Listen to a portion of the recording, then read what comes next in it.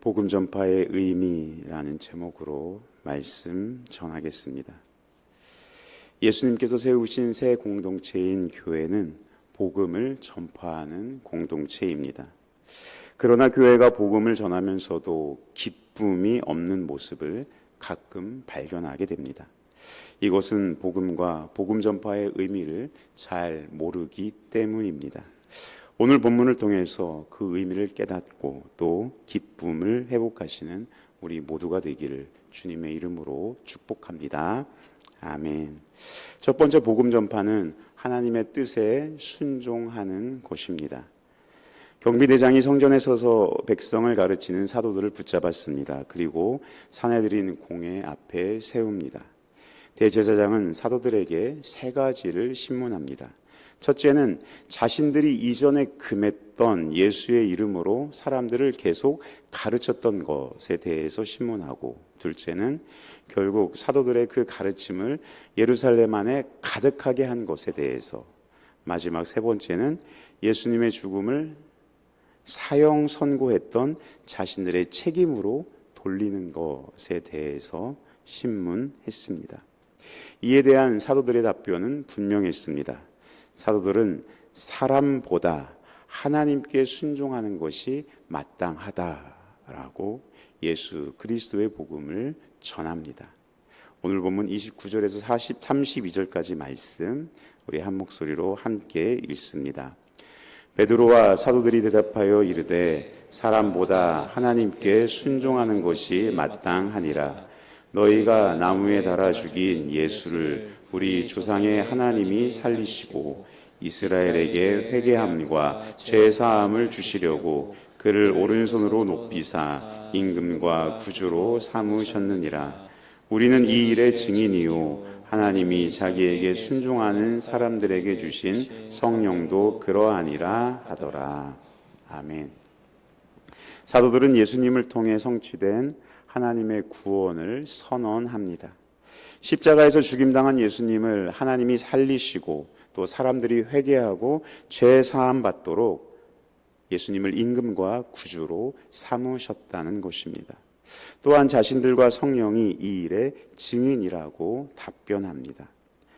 사도들이 전한 복음의 핵심은 바로 하나님은 이스라엘이 회개할 때 죄를 용서하시며 또 그들을 구원하시기 원하신다는 것입니다. 지금 하나님께서 은혜를 베풀고 계시니 회개하여 구원을 받으라라고 복음을 전했습니다. 이런 사도들의 말은 사내들인 공회 회원들을 공분을 샀습니다. 왜냐하면 예수 그리스도를 믿지 않는 자신들이 하나님의 뜻을 대적하고 있다는 뜻이고 또 성령님을 받을 수 없는 자라는 말이었기 때문입니다. 그래서 그들은 크게 노했고 사도들을 죽이려고 했습니다. 공회에서 사도들이 선언한 이 말에 비추어 볼 때 교회는 복음 전파에 대하여 어떠한 태도를 가져야 하겠습니까? 교회는 예수님의 복음을 전하는 것이 하나님의 뜻임을 알아야 합니다. 아무리 금지당하고 핍박당하고 거부당해도 하나님께 순종하기 위해 복음을 전해야 합니다. 다시 말하면 복음을 전하지 않는다면 하나님의 뜻에 순종하지 않는다라는 것이죠. 이 복음은 십자가에서 우리를 대신해서 죽으신 예수님을 하나님께서 부활하게 하셨고 또 높이셔서 임금과 구주로 삼으셨다는 것입니다. 그래서 복음을 전할 때 교회는 성령의 역사를 기대할 수 있습니다. 예수님이 임금과 구주가 되셔서 보내신 그 성령을 통해 이 일이 나타납니다.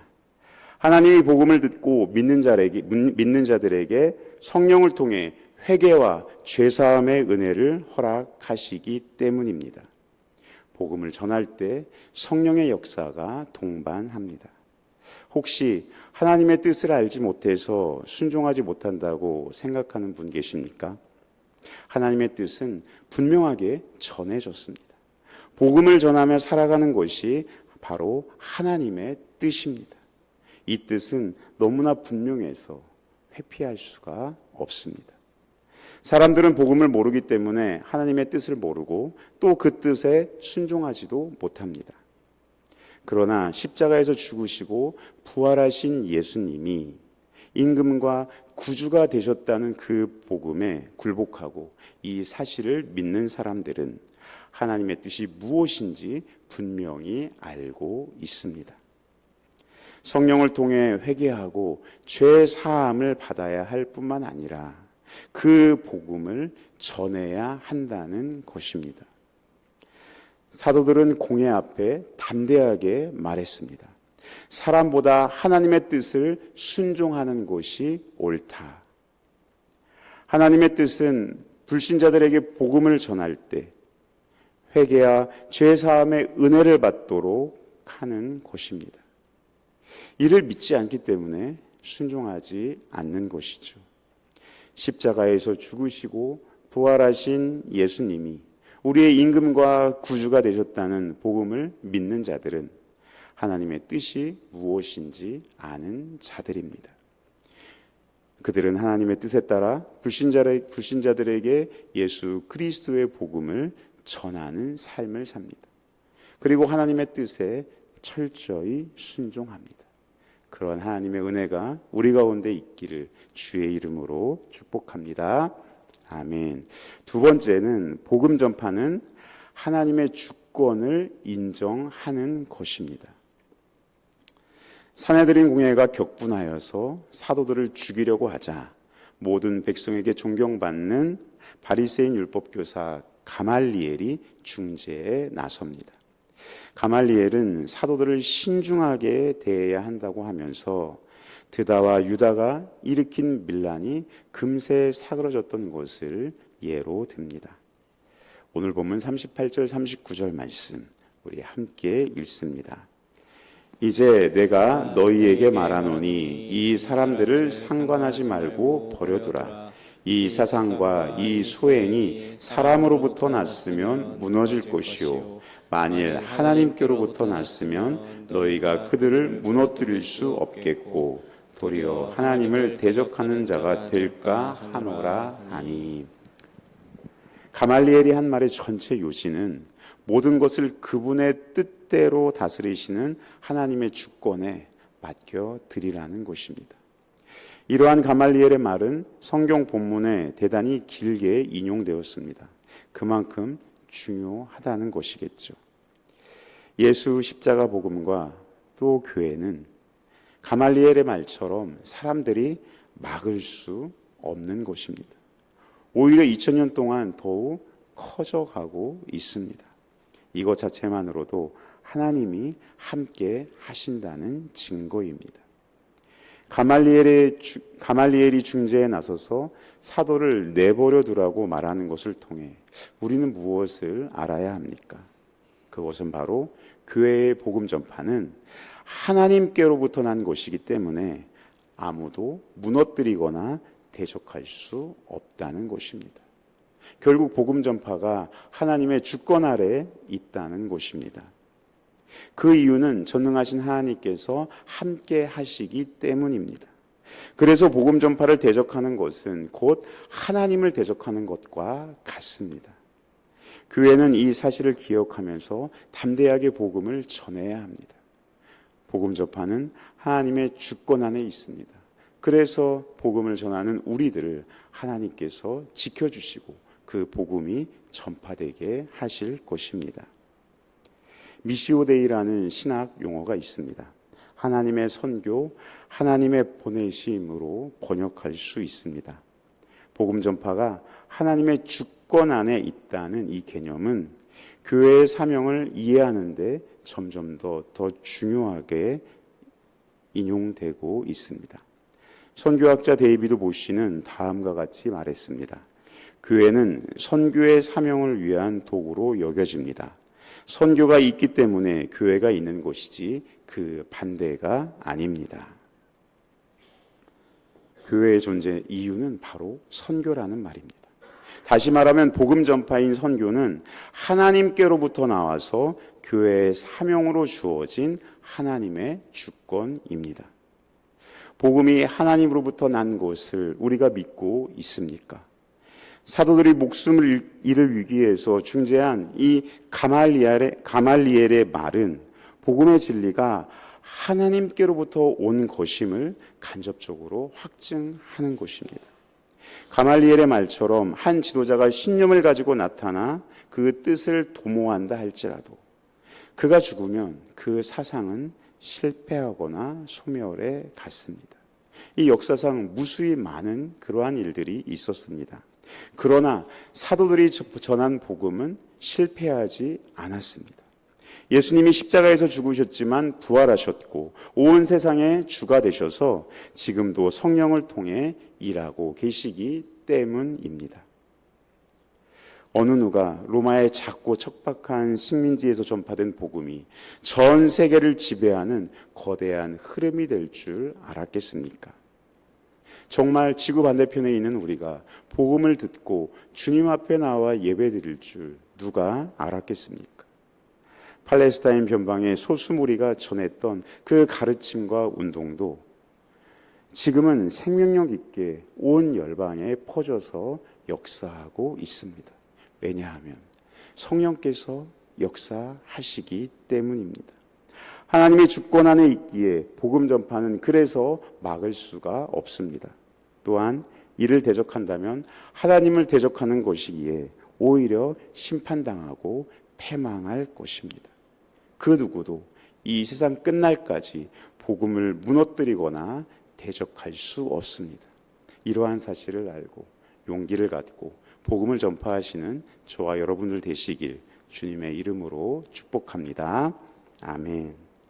세 번째로 복음 전파는 하나님께서 함께 하시는 기쁨의 증거입니다. 공예는 가말리엘의 제안을 받아들여 사도들을 책찍질하고 예수의 이름을 전하지 말라고 경고합니다. 그러면서 풀어주죠. 하나님께 충성하는 사도들의 행동을 채찍과 협박으로 막을 수 있었다면 복음은 시작되지도 않았을 것입니다. 그렇게 생각한 사내들인 공회의 어리석음이 오늘 본문에 잘 드러납니다. 40절에서 42절까지의 말씀 우리 함께 읽겠습니다. 시작. 그들이 옳게 여겨 사도들을 불러들여 책찍질하며 예수의 이름으로 말하는 것을 금하고 놓으니 사도들은 그 이름을 위하여 능욕받는 일에 합당한 자로 여김을 기뻐하면서 공회 앞을 떠나니라. 그들이 날마다 성전에 있든지 집에 있든지 예수는 그리스도라고 가르치기와 전도하기를 그치지 아니하니라. 아멘. 놀랍게도 사도들은 책찍질 당한 것을 기뻐합니다. 사도들은 오히려 예수님의 이름을 위해 능욕받은 것 때문에 하나님께 감사드리고 기뻐합니다. 사도들은 매일 성전에 있든지 집에 있든지 예수는 그리스도라고 가르치기를 멈추지 않았습니다. 전도하는 일을 그치지 않았습니다.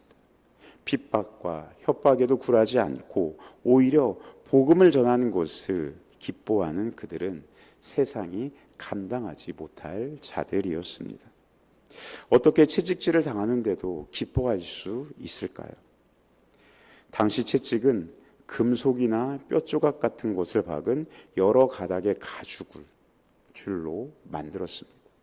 그리고 그것으로 채찍질을 당하면 피멍이 들고 살점이 찢겨 나갔습니다. 이렇게 고통스럽고 비참한 채찍질을 당하면서도 사도들은 지금 기뻐하고 있는 것입니다. 주 예수님을 위해 고난받는 것을 영광스럽게 생각했기 때문입니다. 아무나 주님을 위한 고난에 동참할 수 없습니다. 주님을 위해 고난을 받는 것은 주님이 함께 하시며 그리고 그 나라, 하나님의 나라에 우리가 들어갔다는 증거입니다. 사도들은 공회의 협박과 채찍질을 당했지만 오히려 기뻐합니다. 사도들이 보여준 그 모습을 통해서 우리는 무엇을 깨닫게 됩니까? 교회는 어떠한 핍박이 있을지라도 기쁨으로 복음을 전해야 한다는 것입니다. 복음이 무엇보다도 소중한 가치를 지녔기 때문에 이를 위해 당하는 고난이 오히려 기쁨으로 다가오는 것입니다. 복음을 위해 사용한 비용은 아깝지가 않습니다. 교회는 복음 전파를 최우선순위에 놓아야 합니다. 또한 그 일을 멈추지 말아야 합니다. 사도들은 성전에 있든지 집에 있든지 항상 복음을 전했습니다. 바울은 반드시 할 일이 있기 때문에 복음을 반드시 해야 할 일이었기 때문에 복음을 전하는 것을 자랑하지도 않았고, 또 복음을 전하지 않으면 자신에게 화가 미칠 것이라고 말했습니다. 사도들은 채찍질을 당하고 협박을 당했지만 오히려 기뻐했습니다. 또 항상 어느 곳에서나 복음 전하기를 그치지 않았습니다. 어떻게 이런 삶을 우리도 살아갈 수 있을까요? 예수님이 말씀하신 대로 제자들은 이미 비용 계산이 끝난 사람들이었기 때문입니다. 복음의 가치를 알았기 때문입니다. 복음을 알기에 성령으로 충만해져서 우리를 대속해 주신 예수님의 그 은혜에 감사하며 예수님을 사랑한 것입니다. 또한 미래에 주어질 영광을 기억하며 복음을 위해 치르는 비용을 전혀 아까워하지 않았습니다. 감춰진 보화를 발견해 모든 재산을 팔아 밭을 산 사람처럼, 값비싼 진주를 발견해서 전 재산을 들여 그 진주를 사들인 상인처럼 오히려 그 일이 기쁨이 되고 최우선순위가 되는 것입니다. 복음을 믿는다고 하면서 그의 합당한 삶의 우선순위를 두고 있습니까? 복음을 믿는 삶에 뒤따르는 비용 계산을 우리는 해야 합니다. 우리를 대속해 주신 예수님의 그 은혜를 감사하고 또 예수님을 사랑하기 때문에 어떤 비용을 치르더라도 아깝지 않게 되는 것입니다. 마리아가 단번에 향유를 예수님의 발에 붓듯이 은혜를 아는 자들은 세상이 이해할 수 없는 헌신을 하게 됩니다. 또한 미래에 주어질 영광을 기억하기에 복음을 위해 치르는 그 비용도 아까워하지 않습니다. 현재의 고난은 장차 나타날 영광과 좋게 비교할 수 없기 때문입니다. 이제 말씀을 맺겠습니다. 새 공동체인 교회는 복음을 전하는 공동체입니다. 교회의 목적이, 교회의 존재 이유가 바로 복음 전파에 있기 때문입니다. 교회가 복음을 전할 때 알아야 할 것이 있습니다. 첫 번째로 복음 전파는 하나님께 순종하는 것이라는 사실입니다. 두 번째는 하나님 주권 가운데 복음 전파가 이루어진다는 사실입니다. 세 번째는 복음 전파는 하나님이 함께 하시는 기쁨의 증거라는 사실입니다. 복음 전파는 너무 귀한 일입니다. 그 은혜로 우리가 이 자리에 있는 것입니다. 그 자체가 너무 기쁜 일이며 소망을 주는 일입니다. 우리 교회가 복음을 더 알기 원합니다. 그리고 그 보화의 가치를 알아서 복음 전파의 열정으로 매진하는 교회가 되기를 소원합니다. 하나님 나라의 큰 상급을 기대하며 하나님께서 주신 그 은혜에 감사하며 가장 소중한 일이 복음 전파임을 깨닫고 그 일에 매일매일 순종하고 이루시는 저와 여러분들 되시길 주님의 이름으로 축복합니다. 아멘. 기도하겠습니다.